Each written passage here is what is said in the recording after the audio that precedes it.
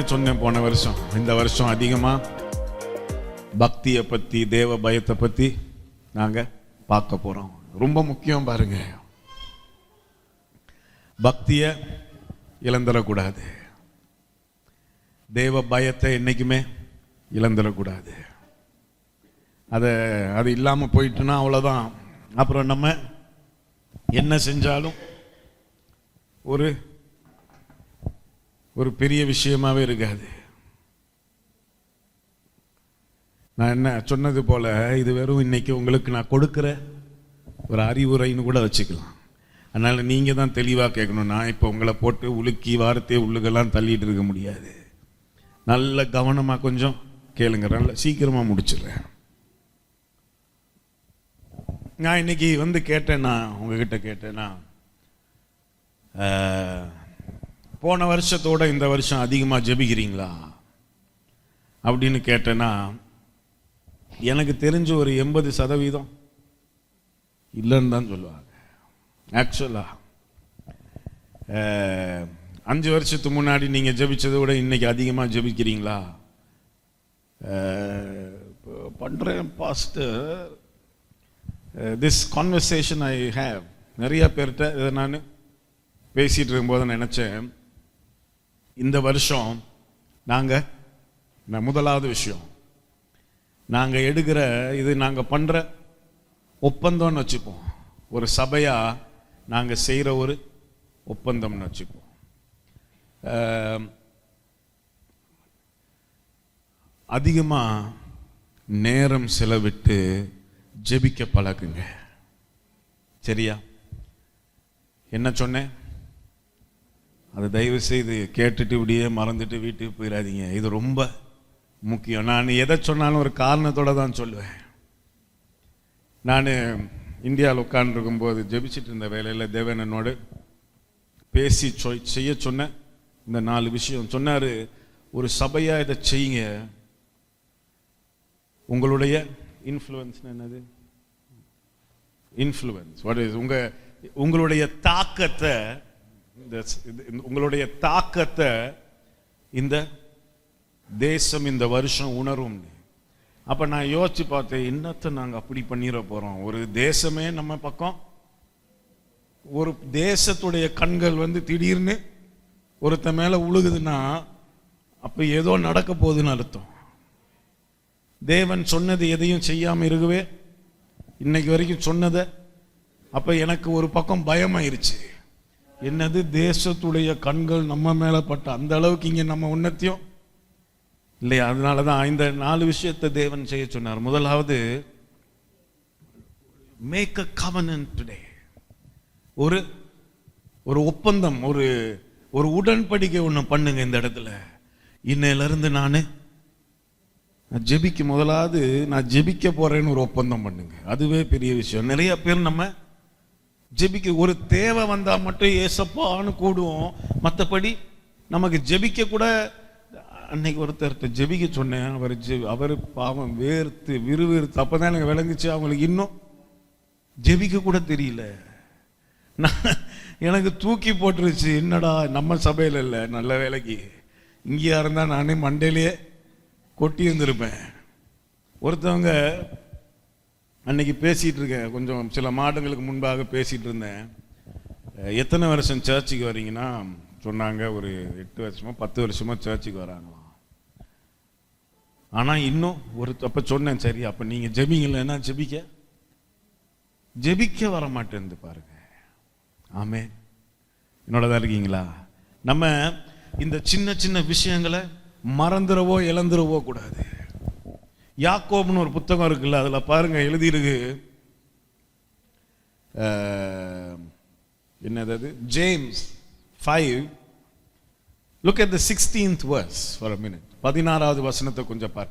நீங்கள் சொஸ்தம் அடையும் படிக்கு உங்கள் குற்றங்களை ஒருவருக்கொருவர், அது ஒரு அருமையான விஷயம். அதுக்குள்ள நான் இன்னைக்கு போல. அதுக்கப்புறம் என்ன எழுதியிருக்கு பாருங்க, ஒருவருக்காக ஒருவர் ஜெபம் பண்ணுங்க. அப்புறம் எழுதியிருக்கு, நீதிமான் செய்யும் ஊக்கமான வேண்டுதல் மிகவும் பலனுள்ளதா இருக்கிறது. எத்தனை பேர் நீதிமான் நல்ல நிச்சயமா விசுவாசிச்சிருக்கீங்க? ஒரு நீதிமான் செய்யற, சும்மா வாய்க்கு அந்த ஏதோ சொல்லிட்டு போறதில்ல, ஒரு நீதிமான் செய்கிற ஊக்கமான வேண்டுதல்கள். முதலாவது ஒருவருக்காக ஒருவர் ஜெபம் பண்ணுங்க. முதலாவது அங்கிருந்து தொடங்குவோம். ஒருவருக்காக ஒருவர் ஜெபம் பண்ணுங்க. கடைசியா எத்தனை பேர் இந்த சபையில் இருக்க ஒரு 10 பேருக்காக உட்காந்து ஜெபிச்சிங்க? இந்த வருஷத்துல ஒரு வாரம் ஆயிடுச்சு. அதுக்கெல்லாம் எங்க பாஸ்டர் நேரம் இருக்கு. சபையில் இருக்க முக்காவாசி பேர் கூட எனக்கு தெரியாது, நான் என்னத்தை ஜெபிக்கிறேன். இப்படிதான் நாங்க இருக்கிறோம் இல்லையா? ஒருவருக்காக ஒருவர் ஜெபம் பண்ணுங்க.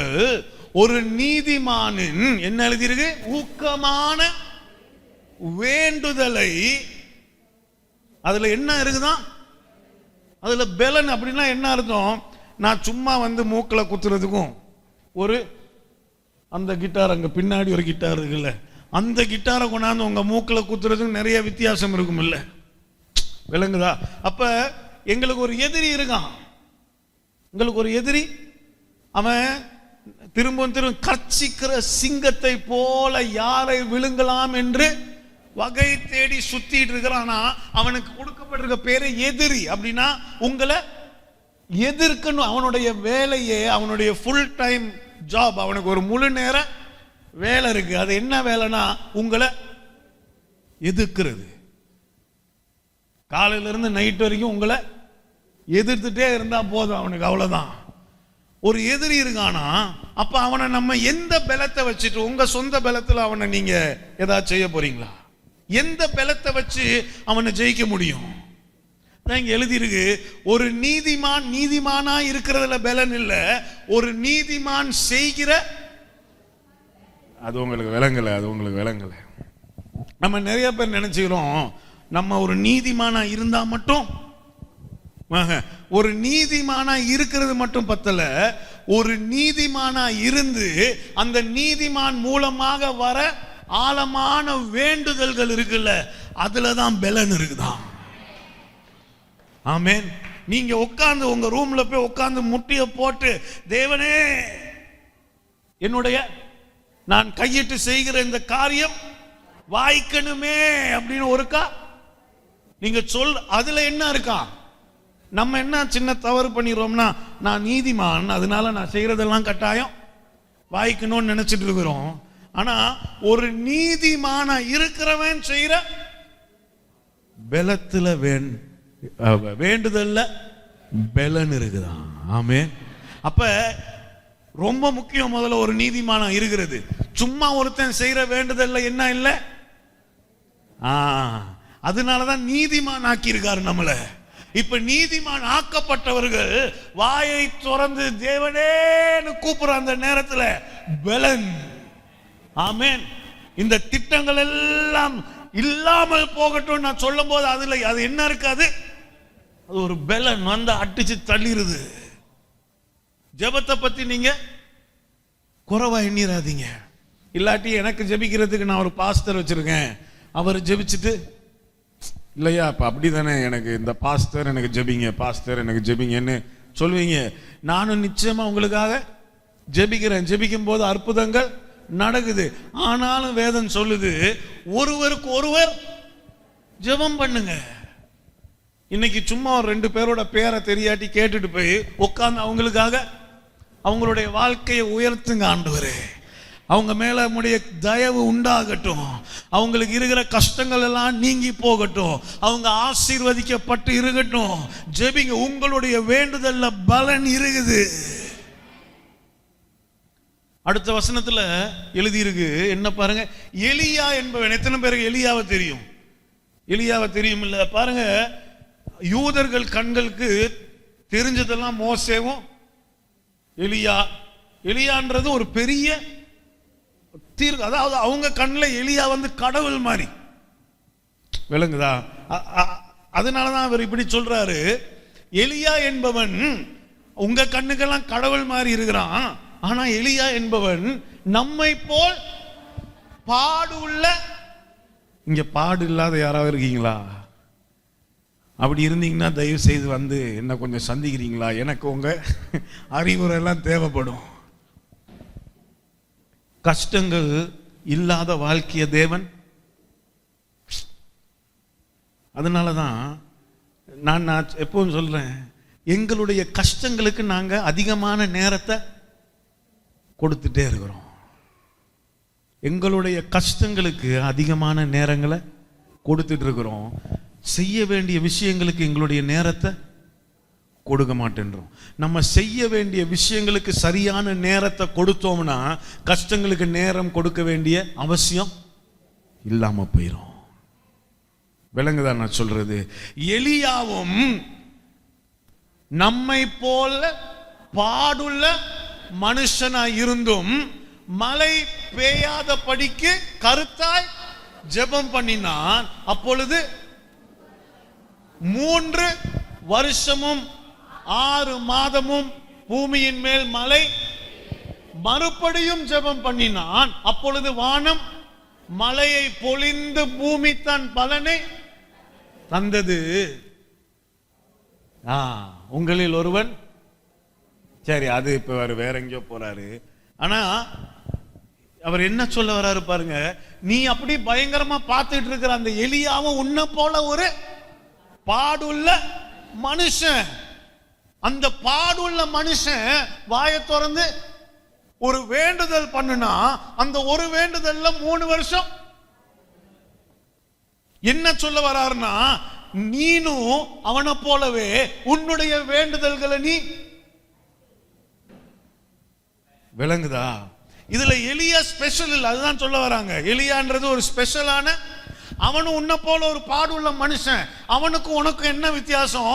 அவன் வேண்டுதல் பண்ணா,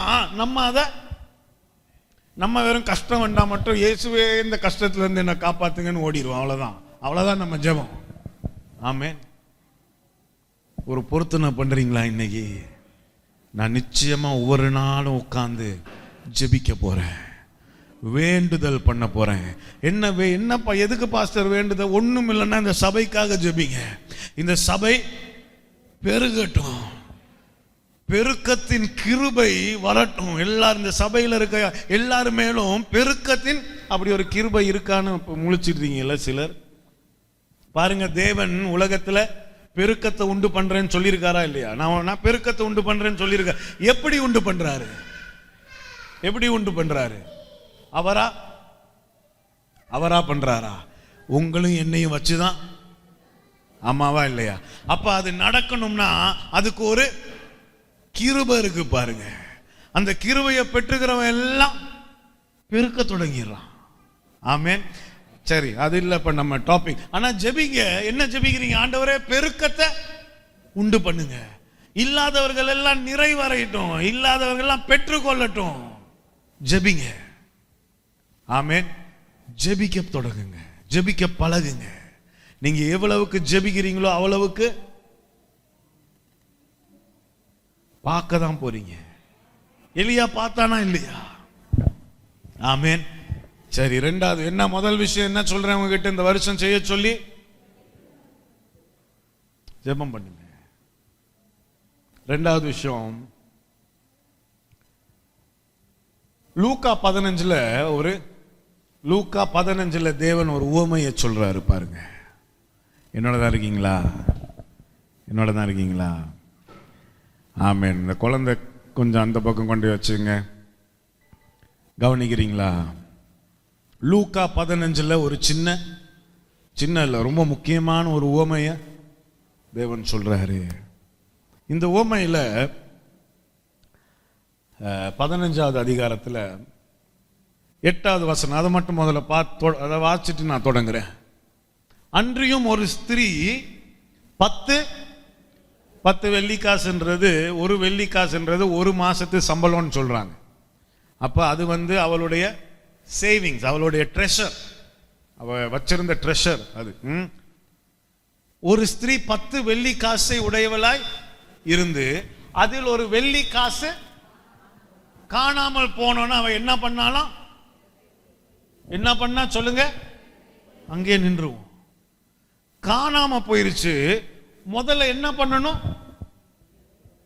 முதல்ல அவ விளக்கை கொளுத்திட்டு அப்புறம் தான் தேட தொடங்கினான். என்ன பாஸ்டர் சொல்ல வரீங்க? அப்படிதானே யோசிக்கிறீங்க. நம்ம நிறைய பேர் இருளிலே வாழ்ந்து பழகிட்டோம். நான் என்ன உங்களுக்கு விளக்கி சொல்றேன். இருட்டிலே வாழ்ந்து எத்தனை பேர் போன 10 வருஷத்துல எதையாவது இழந்திருக்கீங்க? எதையா இழந்திருக்கோன்னா அத்தனை பேர் இழந்திருக்கோமா? எதையோ உறவுகளை இழந்திருக்கலாம், பணத்தை இழந்திருக்கலாம், இடம் பொருள் என்னென்னமோலாம், இல்லை வேலை இழந்திருக்கலாம், பிஸ்னஸ் இழந்திருக்கலாம்.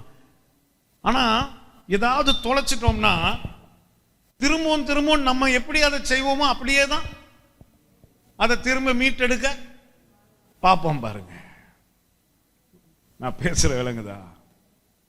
ஒரு விஷயத்தை நம்ம ஏதாவது இப்ப எங்களுடைய வாழ்க்கையில் எதையோ தொலைச்சிட்டோம்னா என்னுடைய அறிவு இருக்குல்ல, எனக்குன்னு அறிவு இருக்கும், எனக்குன்னு ஒரு 4 மெத்தட் இருக்கும். இப்படிதான் இதெல்லாம் பண்ணணும், இப்படிதான் பண்ணணும், இப்படிதான் இந்த நான் என்னுடைய அறிவையும் இந்த 4 மெத்தடையும் வச்சு திரும்பவும் அதே தான். அது எதுக்கு தெரியுமா ஒப்பா இருக்குது? ஒரு வெள்ளி காசு தொலைச்சிட்டு இருட்டில் தேடிட்டு இருக்கிறதுக்கு ஒப்பா இருக்குது. எதையா இழந்து நிக்கிறோம்னா வாழ்க்கையில முதல்ல வெளிச்சத்தை கொண்டு வரணும். சங்கீதம் 119 105வது வசனம், அதான் வேதத்திலே இருக்கிற பெரிய அதிகாரம். 119வது அதிகாரத்துல 105வது வசனம் இப்படி எழுதி இருக்கு பாருங்க.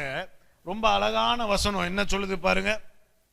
105 119 105.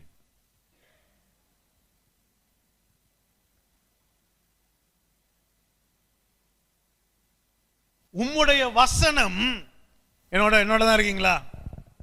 உம்முடைய வசனம் கால்களுக்கு இத மனப்பாடம் பண்ணிடணும். உம்முடைய வசனம் என் பாதைக்கு கால்களுக்கு தீபமும். அப்ப இந்த வசனம் தான் வெளிச்சமே. இந்த வசனம் தான் பாருங்க. யோவான் 1ல சொல்லியிருக்கு, ஆதியிலே வார்த்தை இருந்து, வார்த்தை தேவனிடத்திலிருந்து, அது தேவனா இருந்தது. In him was light. அவருக்குள்ள என்ன இருந்துச்சு? யோவான் 1வது அதிகாரம் எடுங்க, பாத்துருங்க. அதை பார்த்து நல்லா விளையுங்க. அவர் ஆதியிலே தேவனிடத்தில் இருந்தார், சகலமும் அவர் மூலமாய் உண்டாயிட்டு, உண்டாத எல்லாமே. அதுக்கு அடுத்த வசனம் 3வது வசனம் 4வது வசனம். அவருக்குள் அந்த ஜீவன் மனுஷருக்கு. அடுத்த வசனம் பாருங்க. அந்த ஒளி இருளிலே. இந்த ஒளிக்கு ஒரு எல்லா ஒளியும் அப்படிதான். இந்த ஆனா இந்த கொஞ்சம் நீங்க வித்தியாசமா கொஞ்சம் பாருங்க.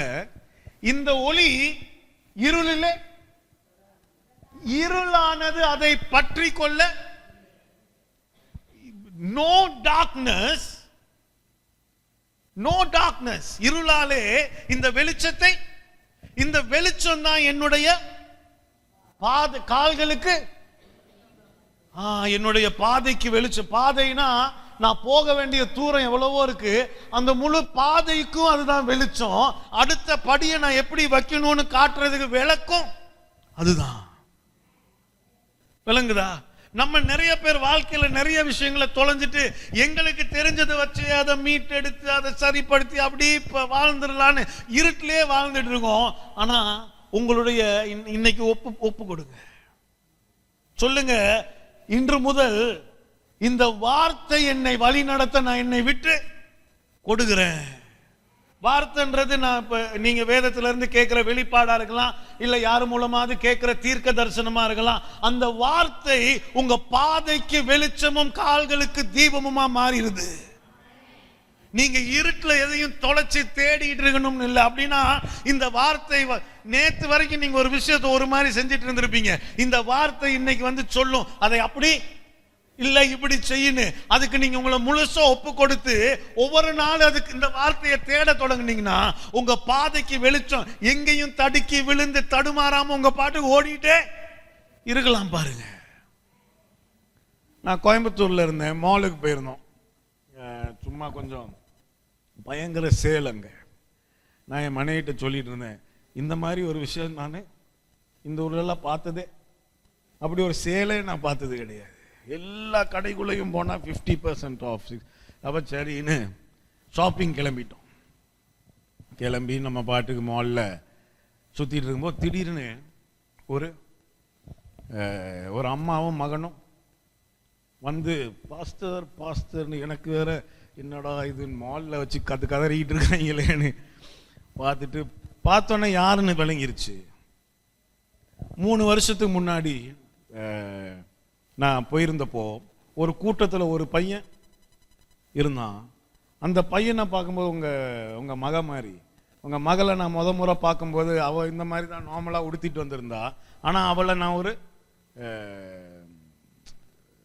ஃப்ளைட் அட்டெண்டன்ட் ஸ்டூவர்டஸ் யூனிஃபார்மில் பார்த்துட்டு சொன்னேன், இந்த யூனிஃபார்மில் நீ நிற்கிறத நான் பார்க்குறேன், அதில் தான் உன்னை தேவன் உயர்த்த போகிறான்னா. அதே மாதிரி அவங்க இன்றைக்கி ஒரு கட்டார் ஏர்வேஸில் ஃப்ளைட் அட்டெண்டர் இருக்காங்க, நல்ல வேலை, நல்லா சாதிச்சிருக்காங்க. அதே மாதிரி இந்த பையனை நான் கூட்டத்தில் பேசிட்டு இருக்கும்போது திடீர்னு இந்த பையனை பார்த்தேன். அவனை பார்க்கும்போது இந்த வெள்ளை கலர் ஷர்ட் போட்டு ஒரு நல்ல கேப் ஒன்று மாட்டிட்டு இங்கே 2 பெல்ட்டோட பார்த்துட்டு நான் திரும்ப இந்த பக்கம் திரும்பிட்டேன். என்னடா யாருடான்னு பார்த்தா திரும்ப அவன் நார்மல் சட்டையில் இருக்கான். அப்புறம் திரும்ப பேசிகிட்டே இருக்கும்போது அவனை பார்க்குறேன், எனக்கு தெரியுது இது வந்து ஒரு பைலட்டோட. அப்போ நான் அவனை பார்த்து சொன்னேன், நீ ஒரு பைலட் ஆக போற. இது என்னது இப்போ? அவனுக்கு அன்னைக்கு வரைக்கும் அப்படி ஒரு விஷயமே அவனோட மண்டையில இல்ல. அவன் அப்படி ஒரு விஷயமே அவன் மண்டையில இல்ல. ஆனா அன்னைக்கு என்ன வந்துருச்சு? பாதைக்கு வெளிச்சு. உங்களுக்கு விளங்குதா?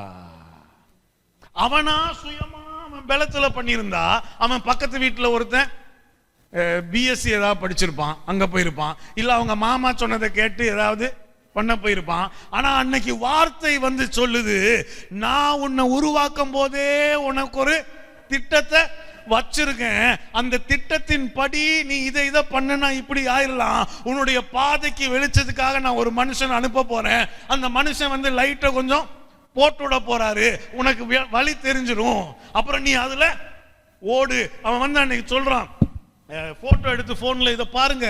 அதே மாதிரி வெள்ள என்னன்னா அவன் போயிட்டு உடனே அப்ளை பண்ணிருக்கான், கிடைச்சிருச்சான். நியூசிலாந்துல அவனுக்கு கிடைச்சிருக்கு. கையில காசு இல்ல, திடீர்னு தேவையான காசு அதே மாசம் வந்திருக்கு. கட்டி போய் படிச்சு 2 வருஷம் முடிச்சு இப்ப அவன் ட்ரெயினர் ஆகிட்டான். ஏன் ட்ரெயினரா நான் கேட்டேன், ஏன்டா ட்ரெயினர் ஆயிருக்கேன்னா, ட்ரெயின் பண்ண ஃப்ளையிங் ஹவர்ஸ் கூட்டிகிட்டே போகும். 2000 ஃப்ளையிங் ஹவர்ஸ் வந்துட்டா கேத்தே பசிபிக்ல பைலட் ஆகிடலாம். நான் கேட்டு நினைச்சேன், என்னது கோயம்புத்தூர்ல ஒரு சபையில ஒருத்தனை நான் போயிட்டு பார்த்து அந்த ஒரு வார்த்தை அவனுடைய பாதைக்கு வெளிச்சமாகி இன்னைக்கு அவன் அடுத்த வருஷம் இந்நேரத்துல கேத்தே பசிபிக்ல பைலட்டா இருப்பேன்னு சொல்றான். என்ன நடக்குது பாருங்க. நம்ம சாதாரணமா நினைச்சுக்காதீங்க. இந்த வார்த்தை உங்களுடைய கால்களுக்கு விளக்கும், பாதைக்கு உங்க கால்களுக்கு தீபம். அதாவது நீங்க நடக்கிறதுக்கு டார்ச், கால்கள் அடுத்தபடி எடுத்து வைக்கிற டார்ச்சும் இதுதான். அந்த முழு வலிக்கும் போட்டு வச்சிருக்க வெளிச்சம், ஸ்ட்ரீட் லைட்டும் அதுதான். ஆமென். விளங்குதான் நான் பேசுறது? அதனால தயவு செய்து மொத்தமா ஒரு உடன்படிக்கை பண்ணுங்க. இன்னைக்கு தேவனை பார்த்து சொல்லுங்க, நான் பேசிட்டு இருக்க நேரத்திலே சொல்லுங்க, தேவனே என்ன ஆனாலும் உங்க வார்த்தையை நான் இந்த வருஷம் எல்லா நாளும் தேட போறேன். இந்த வருஷம் ஒவ்வொரு நாளும் உங்க வார்த்தையை தேட போறேன். அந்த வார்த்தை எனக்கு தீபமா இருக்கட்டும், அந்த வார்த்தை என் பாதைக்கு வெளிச்சமா இருக்கட்டும். ஆமென். ஏதோ ஒரு மூலையில ஒரு பையனுக்கு அப்படி நடக்கும்னா கட்டாயம், ஏதோ ஒரு மூலையில் ஒரு பையனுக்கு ஒரு வார்த்தை இப்படி நடத்தும்னா கட்டாயம் உங்க எல்லாருக்கும் இவங்களுடைய மகளுக்கு ஒரு வார்த்தை அப்படி செய்யும்னா சும்மா இல்ல. அவ போன முறை பேசிட்டு ஐ வாஸ் ஓவர்வெல்ம்ட். என்ன தெரியுமா, அவள் வேலைக்கு போயிட்டு வந்து என்கிட்ட என்னன்னாலும் என்னை கூப்பிட்டு கேட்பா, இது நான் இப்படி பண்ணட்டுமா அப்படி பண்ணட்டுமா, எனக்கு ஜெபிங்க, இது செய்யுங்க அது செய்யுங்கன்னு எனக்கு சொல்லிட்டு இருப்பா. சொன்னா நான் வீடு கட்டணும்னு ஆசைப்படுறேன், முதல்ல இடம் வாங்கணும்னு ஆசைப்படுறேன். ஒரு நாள் கூப்பிட்டா, ஒரு இடத்த பார்த்துருக்கேன், வந்து நீங்களும் பாருங்களேன். சரின்னு போனோம். போயிட்டு அந்த இடத்த பார்த்தோம். அருமையான இடம். வத்தலையில் ஒரு இடம், அழகான இடம்.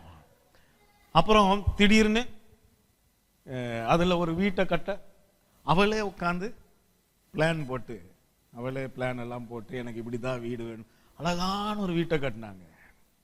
அப்புறம் கொஞ்ச நாள் ஆனோன்னே அந்த வீட்டுக்கு மேலே இன்னொரு வீடை கட்டினாங்க.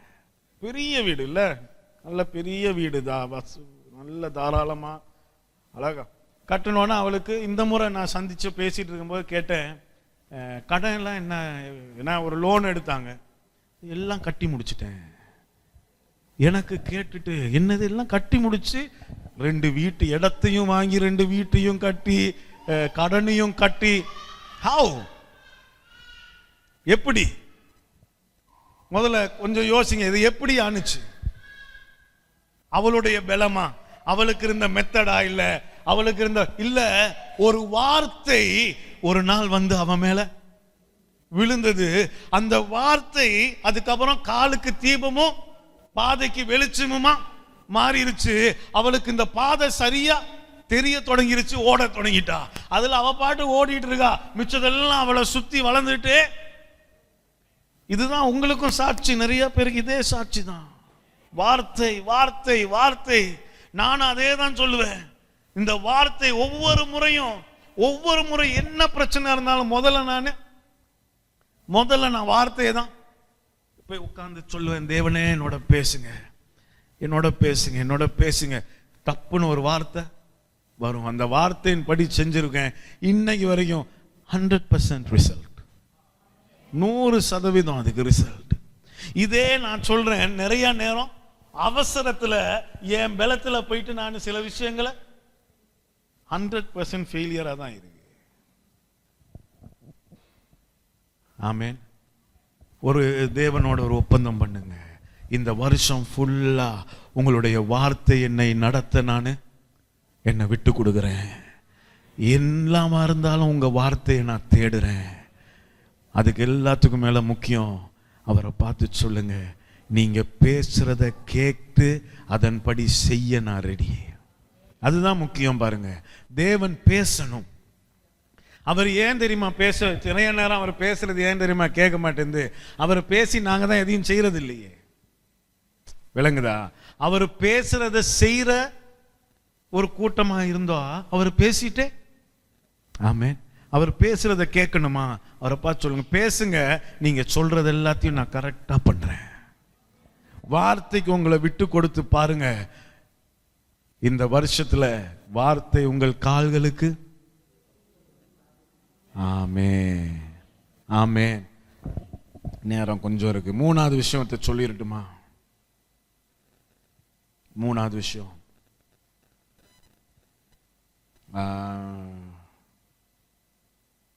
உங்களுடைய ஆத்துமாவுக்கு பொறுப்பை நீங்க ஏற்றுக்கணும். உங்கள் ஆத்துமாவுக்கு you become responsible for your soul. நிறைய சர்ச்சில் எல்லாம் கேட்பீங்க, we are praying for 1 million souls அப்படிலாம் சொல்லுவாங்க. இந்த சோலை காப்பாற்றி நம்ம எங்க கொண்டு போக முடியாது? பரலோகத்துக்கு என்ன போகுது? உங்களுடைய வாட் இஸ் சோல்? சோல்னா என்னதுமா? சோல்னா ஆத்மான்னு எனக்கு தெரியாதா? நான் உங்களுக்கு இங்கிலீஷ் டிரான்ஸ்லேஷன் நான் கேட்டேன். ஆத்மானா அர்த்தம் என்னது? உணர்வு, feelings, your feelings and your emotions, அதெல்லாம் தான் என்னது? Is your soul. You have a spirit, you have a soul, you have a body. Your soul is your feelings. நீங்க உங்க உணர்வுகள். இப்ப கொஞ்ச நேரத்துக்கு முன்னாடி பசங்கள்லாம் இங்க இதெல்லாம் ரெடி பண்ணிட்டு இருந்தாங்க. இன்னைக்கு லேட் ஆகிட்டாங்க. எப்பெல்லாம் லேட் ஆகி இங்கே வராங்களோ அப்பெல்லாம் உணர்வுகள் கொஞ்சம் அப்படியே இங்கிட்ட அங்கிட்டெல்லாம் பறந்துகிட்டு இருக்கும். அப்படியே டப்புன்னு தொட்டோன கோவம் வரும். இப்படியும் நடந்துட்டு இருப்பாங்க. விளங்குதா? இப்ப நீங்களும் அப்படி தானே? இன்னைக்கு வண்டி ஓட்டிட்டு வரும்போது எத்தனை பேர் அப்படி உருன்னு பார்த்து திட்டி முறைச்சிட்டு உணர்வுகள். இதுதான் உங்க ஆத்மா. உங்க ஆத்மா. யூ see, உங்களை சுற்றி என்ன நடந்தாலும் அது எதை முதல்ல பாதிக்கும்? உங்க ஆத்மாவை. உங்களை சுற்றி என்ன நடந்தாலும் அது உங்க ஆத்மாவை பாதிக்குது. நோ, உண்மையா இல்லையா? ஏதாவது நடந்தோன்னா உங்களுடைய சந்தோஷத்தை நீங்க இழந்துடுறீங்க. Suddenly you're just irritated and frustrated and angry and அதை எங்க காட்ட முடியும்? ஊர்ல இருக்க இடத்துலாம் போய் காட்டினா அற விழுந்துரும்ல. அதனால எங்களை நேசிக்கிறவங்க கிட்ட தான் அதை போய் காட்டுவேன். ஏன்னா அவங்க அறையாம அமைதியா போயிடுவாங்க. அதனாலதான். இதே வெளியில போய் அதை காட்டினா 2 அறை உழுகும். அதுதான் பிரச்சனை. இல்லாட்டி நாங்க முக்காவாசி நேரம் இல்லாட்டி நாங்க அப்படி பண்ண மாட்டோம். அது ஏன் நமக்கு பிடிச்ச நமக்கு நெருக்கமானவங்க கிட்ட மட்டும்தான் போயிட்டு நம்மளுடைய எல்லாத்தையும் காட்டிட்டு வருவோம் பயங்கரமா. ஆமாவா இல்லையா? ஏன்னா தெரியும் தெருவில் போய் வேற எவன்ட்டியா அதை பண்ணுனா 2 பல்லு. அதனாலதான் மனைவி கிட்டையும் புருஷங்கிட்டையும் குழந்தை கிட்டையும் அம்மா கிட்டையும் அப்பா கிட்டையும் அங்கதான் இதெல்லாம் வீராப்பா காட்டுவோம் கோபத்தை. விளங்குதா என்கிட்ட நான் சொல்றது? விளங்குதா? உண்மையா இல்லையா? ஆமாவா இல்லையா? ஆமா. பாருங்க, எங்களுடைய என்ன நடந்தாலும் வெளியில எதுவும் நடக்கும், அதை வெளியில காட்ட மாட்டோம், உள்ளுக்கு வந்து காட்டுவோம். ஏன்னா வெளியில, ஆனா வெளியில நடக்கிறதெல்லாம் எங்க தாக்கத்தை உண்டு பண்ணுது? உங்க ஆத்மாவை தான். அதுதான் சங்கீதம் 23 என்ன எழுதியிருக்கு சொல்லுங்க, தெரியுமில்ல உங்க எல்லாருக்கும்.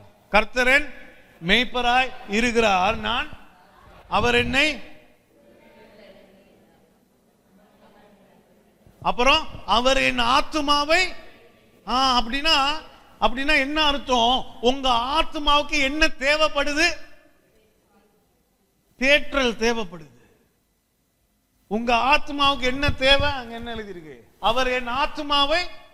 அப்படின்னா உங்க ஆத்மாவுக்கு what does your soul in English it says he restores my soul. அப்படின்னா ரெஸ்டோர்னா திரும்பவும் மீட் எடுக்கிறது, தொலைஞ்சு போனதை மீட். அதுதான் ரீஸ்டோர். ஒரு விதமா இருந்துச்சு, அது இப்ப அப்படி இல்ல, அதை ரெஸ்டோர் பண்றதா மீட்பு. he restores my soul. அப்படின்னா உன்னுடைய ஆத்மா இப்ப இருந்தது மாதிரி இல்ல, அதுக்கு இப்ப திரும்ப ஒரு மீட்பு தேவை. இந்த மீட்பை யாரு கொடுக்க விரும்புறா சொல்லுங்களேன். நான் கொஞ்சம் பேசட்டுமா? கவனிக்கிறீங்களா? இந்த மீட்பை நம்ம எங்க தெரியுமா டெய்லி தேடுறோம்? நாங்க எங்க போய் எங்க எரிச்சலை காட்டுறோம், அங்கேயே தான் இந்த மீட்பையும் தேடிட்டு இருக்கோம். என் மனைவி செய்யற விஷயங்கள் என்ன சந்தோஷமாக்கணும் அப்படின்னு என் ஆத்மாவுக்கு சந்தோஷத்தை எங்க தேடுறோம்? என் மனைவி கிட்ட தேடுறோம். என் புருஷன் செய்யறதெல்லாம் எனக்கு சந்தோஷமா? என்னுடைய ஆத்மாவின் தேற்றல நாங்க எங்க தேடிட்டு இருக்கோம்? அங்கதான் திரும்பவும் எங்க போய் அதை காட்டுறோமா அங்கேயே தான் தேடிக்கிட்டும் இருக்கிறோம். அது என்னைக்கா உருப்படுமா? நீங்களே சொல்லுங்க. என்னைக்கா உருப்படும்? உங்களுக்கே உங்களை பத்தி தெரியும். உங்ககிட்ட வந்து நான் தேற்றல தேடிட்டு இருந்தா அது எவ்வளவு நாள் தாங்கும்?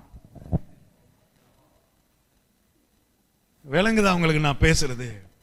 அதனாலதான் உங்களுடைய ஆத்மாவின் தேற்றல் இப்ப யாரு கையில? உங்க கையில. தேவன் செய்ய விரும்புறாரு. எப்படி செய்ய விரும்புறாரு? இன்னைக்கு நீங்க வரீங்க, ஏதோ பிரச்சனை வரீங்க, இங்க வந்து உட்காந்துட்டு போகும்போது என்ன நடக்குது? உங்க ஆத்மா தேற்றப்படுது. அதை யார் தக்க வச்சுக்கணும்? இப்போ அதையும் நான் வந்து டெய்லி வந்து தட்டி கொடுத்து தக்க வச்சிட்டு இருக்க முடியாது. இல்ல தேவனும் வந்து அதை அவர் அப்படியும் செய்யற தேவனும் இல்ல. உங்க ஆத்மாவுக்கு நீங்க பொறுப்பு எடுத்துட்டீங்கன்னா உங்க சந்தோஷத்துக்கு நீங்க பொறுப்பு எடுத்துருவீங்க. உங்க சந்தோஷத்தை நீங்க பொறுப்பெடுத்துட்டீங்கன்னா முக்காவாசி பிரச்சனையை உங்க வாழ்க்கையில இருந்து நீங்க, நான் சொல்ற விலங்குன்னா ஒரு ஆமைன்னு சொல்லுங்களேன். விலங்குதான் நான் பேசிட்டு இருக்கிறது. தட்டுங்க தட்டுங்க, தட்டணும்னு முடிவு பண்ணிட்டா நல்லா தட்டணும், இல்லாட்டி தட்டக்கூடாது. நான் பேசுற விலங்குதா. நம்ம வேலை செய்யற இடத்துல இங்க அங்க இல்ல இந்த கவர்மெண்ட் கிட்ட அதெல்லாம் என்னுடைய ஆத்மாவை தேட்டணும்னு எதிர்பார்த்துட்டு இருக்கோம். அவன் ஏதாவது பண்ணிட்டோம்னா நமக்கு இங்க எரிச்சல்ல கொண்டு போய் உடனே அனிதா பிடிச்சு நீ உன்னாலதான கடைசியில் அது போய் முடிஞ்சிடும். இல்லை நான் அவரை அப்படி சொல்ல, நான் பொதுவா சொல்றேன். கேரன் இல்லாதனால விலங்குதா நான் பேசிட்டு இருக்கிறது. அதே நேரத்தில் நாளைக்கு இவருக்கு கொஞ்சம் நிம்மதி வேணும்னா அது எங்க போய், அனிதா இப்படி இப்படி நடந்துக்கிட்டா நான் நிம்மதியா இருக்கலான்னு அவர் நினைச்சாருன்னா, ரெண்டு பேரும் என்ன பண்ணிட்டு இருக்காங்க, தவறான இடத்துல ஆத்மாவின் தேற்றல தேடிட்டு இருக்காங்க. அதான் தாவீது எழுதுறாரு, என் ஆத்மாவே. யாராவது இப்படி பேசி பார்த்திருக்கீங்களா? யாராவது அப்படி பேசி, இன்னைக்கு வரைக்கும் நான் வேற யாரும் அப்படி பேசி, இந்த தாவீதுக்கு என்ன மண்டையில ஓடி இருக்குன்னு தெரியல, ஒரு விஷயத்தை பயங்கரமா விளங்கிட்டாரு. அவருக்கு விளங்கிருச்சு, இது வேற யாரும் கையிலையும் இல்ல, இது என் கையில தான் இருக்கு. டேய் ஆத்மாவே, ஏந்திரி ஏந்திரி ஏந்திரி, கர்த்தரை ஸ்தோத்திரி. நீ வேற எதையும் பண்ணாட்டியும் பாரு, கர்த்தரை முழு உள்ளமே அவர் பரிசுத்த நாமத்தை எதுக்கு ஸ்தோத்திரம் பண்ணும்? அவர் செய்த நன்மைகளை நினைத்து நினைத்து நினைத்து உன் ஆத்மாவை நீ தேற்றிக் கொண்டே இரு. நீ தான் அதை பண்ணணும், உன்னாலதான் அது தக்க வைக்க முடியும்ன்றாரு பாருங்க. ஆமென். நான் உண்மை நிஜமா சொல்றேன். நீங்களே கொஞ்ச நேரம் போய் வீட்டில் உட்கார்ந்து யோசிச்சு பாருங்க. இதை சரியான இடத்துல தேட தொடங்கி சரியா உங்க வாழ்க்கையில பண்ண தொடங்கிட்டீங்கன்னா முக்காவாசி சந்தோஷத்தை நீங்க இழந்துட்டு போகிறத நிறுத்திடுவீங்க. ஒவ்வொரு முறையும் நீங்க when you are feeling low, when your circumstances are coming against you, உங்களை சுத்தி இருக்க விஷயங்கள்லாம் உங்களை பாடாப்படுத்த வரும்போது அதுக்கு விட்டு கொடுத்துட்டு நீங்க போய் கோவத்தை மற்ற இடத்துல எல்லாம் காட்டாம உங்க ஆத்மாவை நீங்க தேற்றி கொள்ள பழகிட்டீங்கன்னா உங்க சந்தோஷத்தை தொலைக்க மாட்டீங்க. உங்க வாழ்க்கை நல்லா இருக்கும், உங்க குடும்பம் நல்லா இருக்கும், நீங்க வேலை செய்யற இடம் நல்லா இருக்கும். உங்க ஆத்மா எவ்வளவுக்கு செழிப்பா இருக்கோ அப்படி உங்களை சுத்தி இருக்க எல்லாமே நல்லா செழிப்பா இருக்கும் பாருங்க. விலங்குதான். நேரம் ஆயிடுச்சு. 4 விஷயம் சொன்ன. முதல் விஷயம் என்ன சொன்னேன்? பண்ணுங்க. ரெண்டாவது, வார்த்தை உங்களை வழி நடத்த விட்டு கொடுங்க. தேவன் பேச உங்க காதுகளை திறந்து அவருக்கு கொடுங்க. மூன்றாவது, உங்க ஆத்மாவுக்கு நீங்க தான் பொறுப்பு. வேற யாரையும் பொறுப்பாக்கி அவங்களையும் கஷ்டப்படுத்தி மற்றவங்களையும் கஷ்டப்படுத்தி வாழ்ந்துட்டு இருக்காதீங்க. உங்க ஆத்மாவுக்கு நீங்க தான். நாலாவது விஷயம், சீக்கிரமா எபிரேயர் 4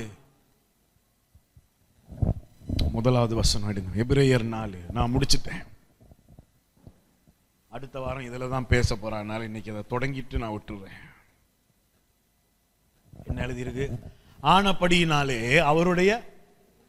அவருடைய இளைப்பாறுதல்னா என்னது? ரெஸ்ட். ரெஸ்ட். தேவன் என்னையும் உங்களையும் படைக்கும் போது அவர் படைச்சது எப்படின்னா, அவருடைய படைப்பின் அழகு எப்படின்னா, நாங்க எதை செஞ்சாலும் இளைப்பாறுதல் இருந்து அதை இன்னைக்கு, அதாவது அப்படின்னா என்ன அர்த்தம்? இங்க பதட்டம் இல்லாம அந்த ஒரு எப்படி சொல்ல, காலையில இருந்து நைட் வரைக்கும் ஸ்ட்ரெஸ் ஆகி யோசிச்சு யோசிச்சு யோசிச்சு பதட்டப்பட்டு என்ன பண்ண போற, ஏது பண்ண போ, எப்படி நடக்க போ, அப்படி நடக்குமா இப்படி நடக்குமான்னு வாழ நம்ம அவரை அப்படி வாழ நம்மள அவரு he wants us to operate from the place of rest. கொஞ்சம் கவனிங்க.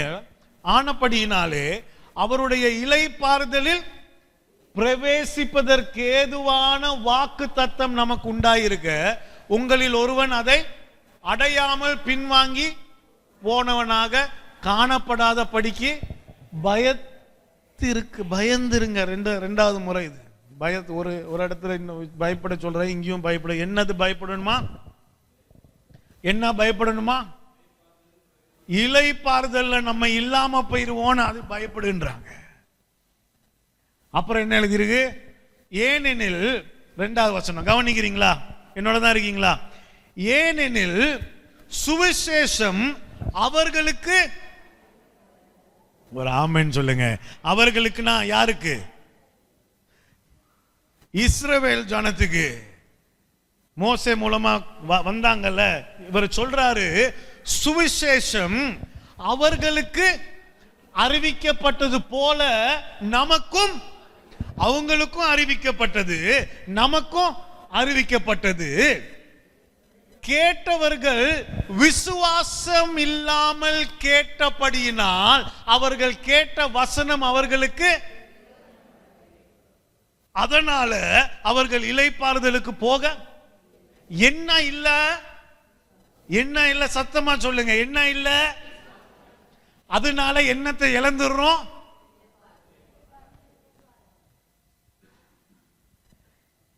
இவ்வளோ வருஷமா உங்களை மீட்டெடுத்த ஆண்டவர் இன்னைக்கு மட்டும் ஏன் உங்களை விட்டுற போறாருன்னு உங்க பலத்துல துள்ளிட்டு இருக்கீங்க?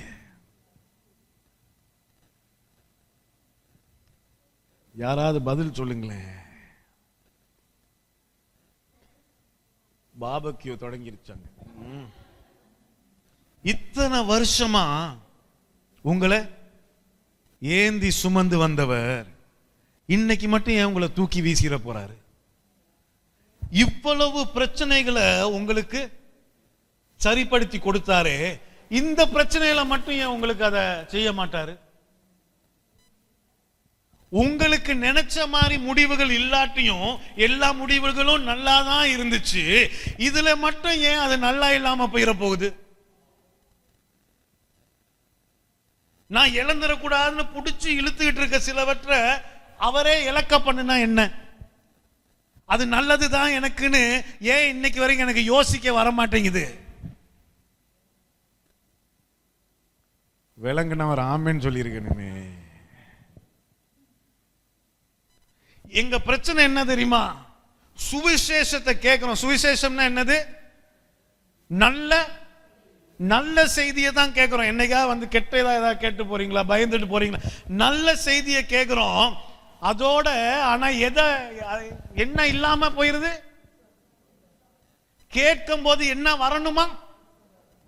விசுவாசம் எப்படி வருதுன்னு வேதம் சொல்லுது. நீ வார்த்தையை கேட்கும் போது விசுவாசம். ஆனா இங்க என்ன பிரச்சனை? கேட்கிறோம் ஆனா விசுவாசம் என்ன? கேட்டுட்டு அங்க போய் ஒரு பிரச்சனையை சந்திக்கிறோம், அடுத்த 3 நாள் போச்சு. என்னோட தான் இருக்கீங்களா? நான் பேசுறது உங்களை விளங்குதா இல்லையா? நேரமான நாள் நான் இன்னைக்கு இதுல நிறுத்த போறேன். அடுத்த வாரம் பார்ப்போம். 4வது விஷயம், இந்த வருத்தம், இந்த வருஷம் தேவனை நோக்கி சொல்லுங்க, என்னுடைய ஆசை எல்லாம் இந்த வருஷம் விசுவாசத்துல வளர்றது. ஆமென். விசுவாசத்துல நான், என்னுடைய ஆசை உங்களுக்கு, உங்க மேல எனக்கு இருக்கிற ஆசையும் அதுதான். இங்க ஒவ்வொருவரும் நீங்க விசுவாசத்துல வளரணும். நீங்க விசுவாசத்துல வளரணும். அந்த அந்த ஒரு முரட்டு நம்பிக்கை உள்ளுக்கு வந்துடணும்.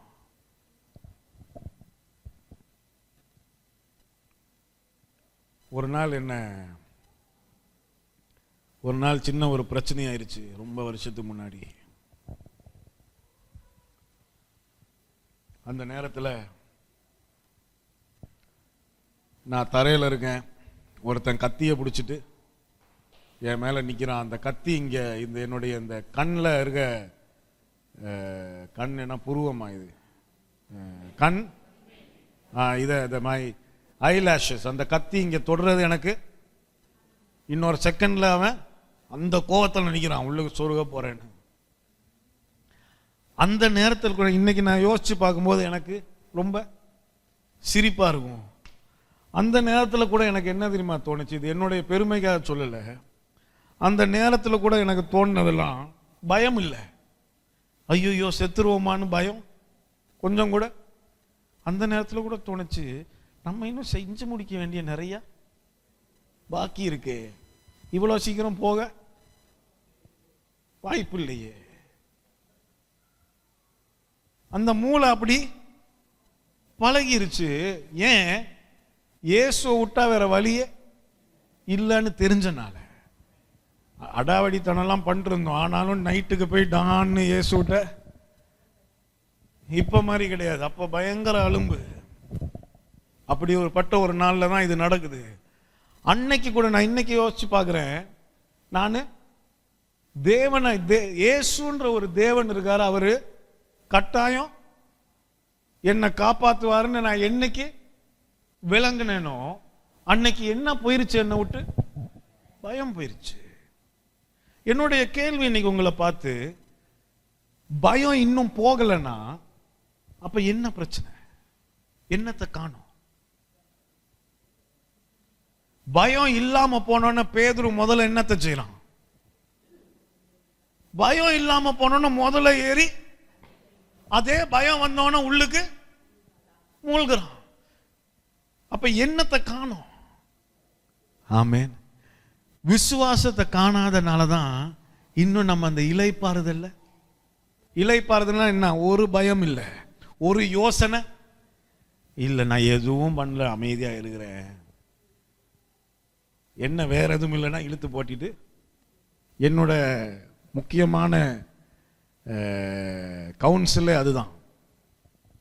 தலைக்கு மேல போயிருச்சா எல்லாம், நல்ல ஒரு பிரியாணி வாங்குங்க, சாப்பிடுங்க, ஃபேனை போடுங்க, ஏசியை போடுங்க, இழுத்து போத்திட்டு தூங்கிடுங்க. அவருடைய இரக்கம் ஒவ்வொரு நாளும் புதிதாக இருக்கிறது. நாளைக்கு எழும்பும் போது புதுசா ஒரு இரக்கம் எனக்காக காத்துட்டு இருக்கின்ற அந்த முரட்டு நம்பிக்கை உள்ளுக்கு வந்துடணும். அது இந்த வருஷம் வந்தே ஆகணும், வந்தே ஆகணும். ஆமென்.